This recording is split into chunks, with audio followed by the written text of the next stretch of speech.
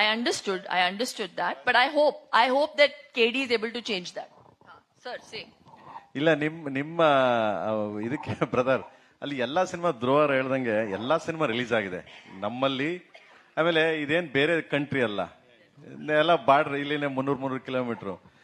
So ಎಲ್ಲ ಒಂದೇನೆ ಆಯ್ತಾ, ಎಲ್ಲ ಒಂದೇ. ಬಟ್ ಅಲ್ಲಿ ಏನಾಯ್ತು, ನಿಮ್ಗೆ ಒಂದ್ ಸಣ್ಣದಿದು ಮದರ್, ನಿಮ್ ಮನೇಲಿ ನಿಮ್ಮ ತಾಯಿಗೆ ಯಾರಾದ್ರೂ ಬೈದ್ರೆ ನೀವು ಸುಮ್ಮನೆ ಇರ್ತೀರಾ? ಯಾರಾದ್ರೂ ಬೈದ್ರೆ ತಾಯಿಗೆ, ಸ್ವಂತ ತಾಯಿಗೆ ಹೋಟೆಲ್ ಹುಟ್ಟಿದ ಮಗ ಬಿಟ್ಟು ಇಡ್ತೀರಾ? ಸೊ ಅದರಿಂದ ಹರ್ಟ್ ಆಯ್ತು ಅವ್ರಿಗೆ. ನಮ್ಮ ಕನ್ನಡ ಜನಗಳಿಗೆ ಅದು ಸ್ವಲ್ಪ ಹರ್ಟ್ ಆಯ್ತು ಅದಕ್ಕೆ. ಬಟ್ ನಾಟಕ ತಮಿಳ್ ಸಿನಿಮಾ ಯಾವ್ದು ರಿಲೀಸ್ ಆಗೋದ್ ಬೇಡ ಅಂತ ಅವ್ರು ಹೇಳಿಲ್ಲ.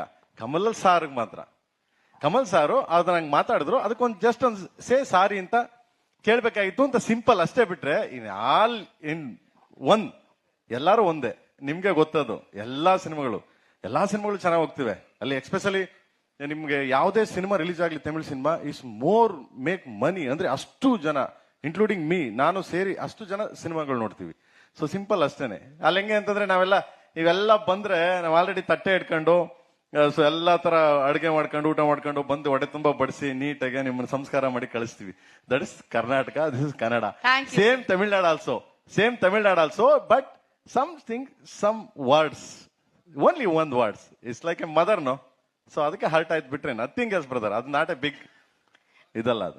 Thank you. ಗ್ಯಾರಂಟಿ ನ್ಯೂಸ್, ಸುದ್ದಿ ಖಚಿತ, ನ್ಯಾಯ ನಿಶ್ಚಿತ.